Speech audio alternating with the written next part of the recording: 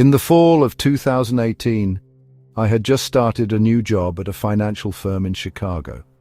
The office was in a sleek, glass-covered high-rise, the kind that had more floors than you could count without looking up for too long.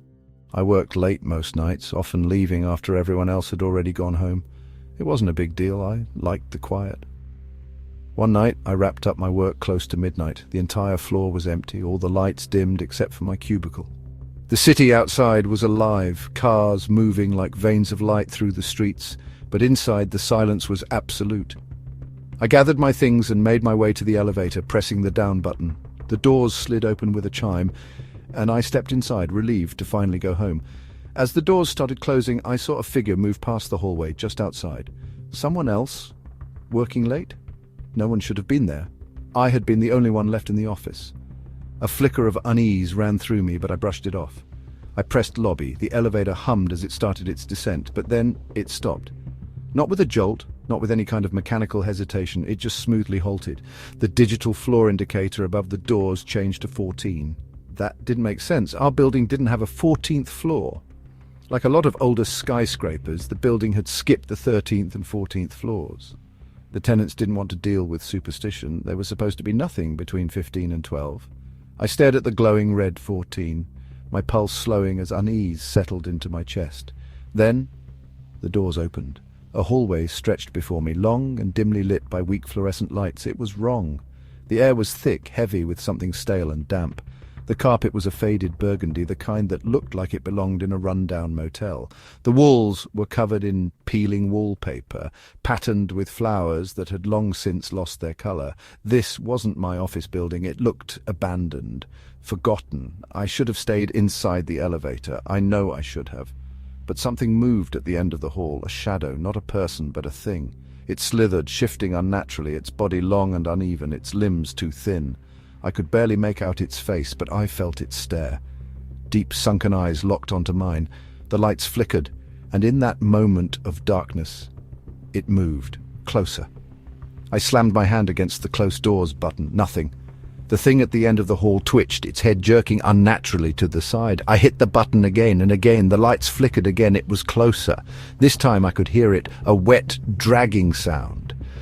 My heart pounded. I pressed every button on the panel, my fingers desperate. The elevator refused to move. Then the sound stopped. The lights flickered one last time. The thing was gone. But I wasn't relieved, because now the only sound was the soft exhale of breath behind me. I didn't turn around. I couldn't. The doors suddenly slammed shut. The elevator dropped. My stomach flipped as the floors blurred past. 14, 13, 12. It kept going, faster than any normal descent. The metal groaned around me. The air pressed against my chest like I was being pulled into something deep and endless. Then it stopped. The doors opened. I was in the lobby.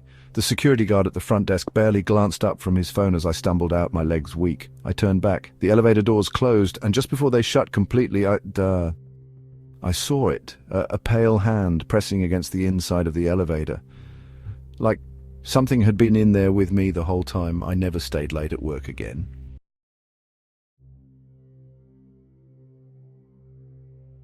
In the summer of 2017, I was visiting a friend who lived in an older apartment complex in New Orleans. The building was one of those historic ones, high ceilings, intricate moldings, and an old rattling elevator that seemed like it belonged in a different century. My friend's place was on the 9th floor, and the stairs weren't really an option after a long day of walking around the city. It was just after midnight when I decided to head back to my hotel. My friend had fallen asleep on the couch, so I quietly grabbed my things and slipped out the door. The hallway was empty. The only sound was the faint hum of a street lamp flickering outside the window at the far end of the hall. I pressed the down button on the elevator, watching as the old dial above the doors crept slowly down from the higher floors. The numbers ticked down sluggishly, 14, 13, 12. The light stopped at 9, and with a groan the doors slid open. The elevator was empty. I stepped inside and pressed the button for the lobby. The doors creaked shut, and the dim, yellow light inside flickered slightly. The metal cage shuddered as the elevator began to descend. Then it stopped. Not abruptly. It was more like a smooth, unnatural pause. The light above the door read 6. I sighed. The elevator was old. Malfunctions weren't exactly surprising. I pressed the lobby button again, but nothing happened. Then I pressed 6, thinking maybe the doors would open and I could just take the stairs from there. Still, nothing. Then the elevator started moving again, but it wasn't going down. The number on the panel climbed back up. 7, 8, 9, 10. The elevator wasn't stopping. I felt a chill crawl up my spine as the numbers kept rising. 11, 12, 13, then 14. The building only had 13 floors. The light flickered violently as the elevator slowed, then came to a stop. The doors slid open. The hallway before me was wrong. The walls were lined with mirrors, floor to ceiling, but they weren't reflecting the elevator properly.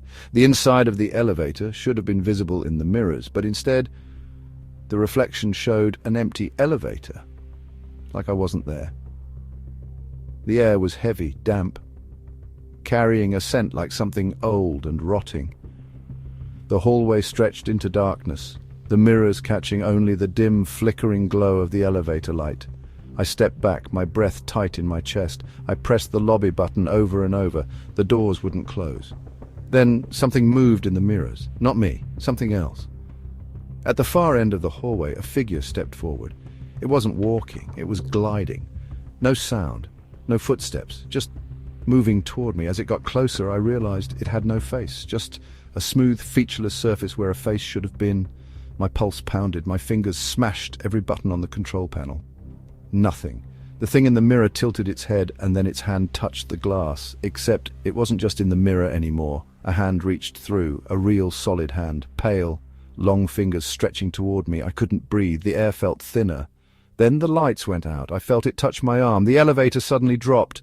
My stomach lurched as the walls blurred around me. I braced myself for impact, a full-speed crash into the basement. But just as suddenly as it fell, it stopped. The door slid open. I stumbled forward. I was in the lobby. Everything was normal.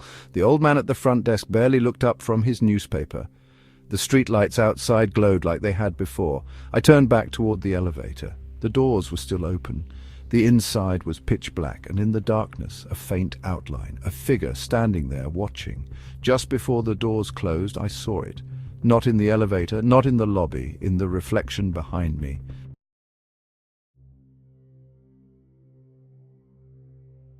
In the winter of 2016, I was working the late shift at a hospital in downtown Seattle.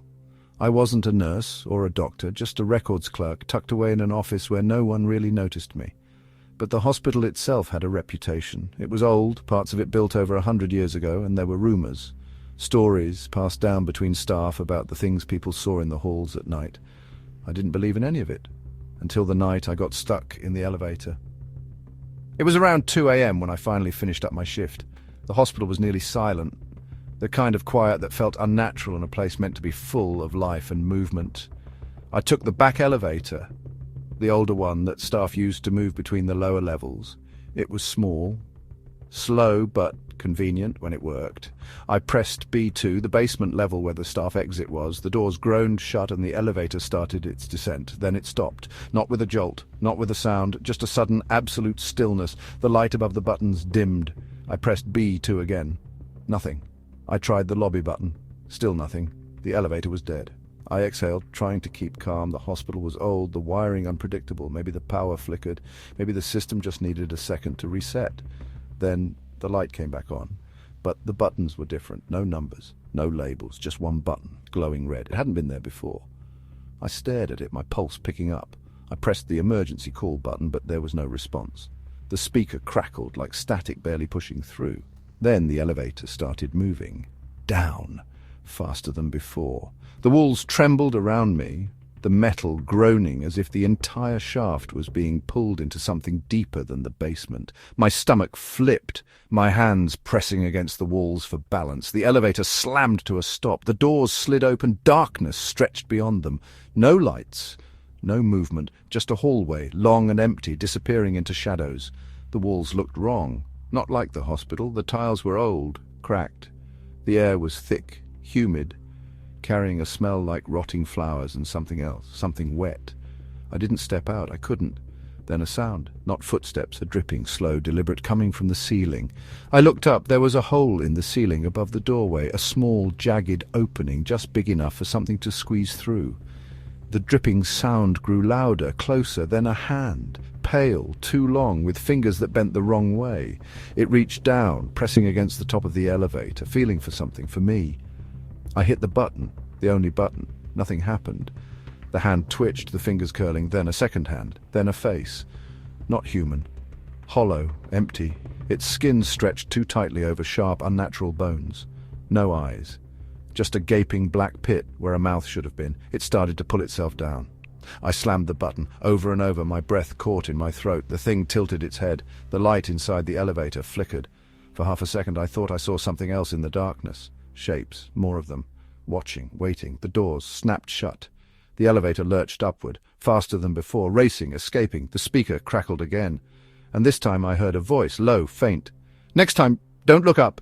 The elevator slammed to a stop. The doors opened. I was in the lobby. A nurse walked past, barely glancing at me. The world was normal again. But when I stepped out, I felt it. Something had followed me back. The air was heavier. The hallway lights buzzed louder, and in the reflection of the elevator doors behind me, I saw a handprint pressed against the metal. Not from the inside, from above.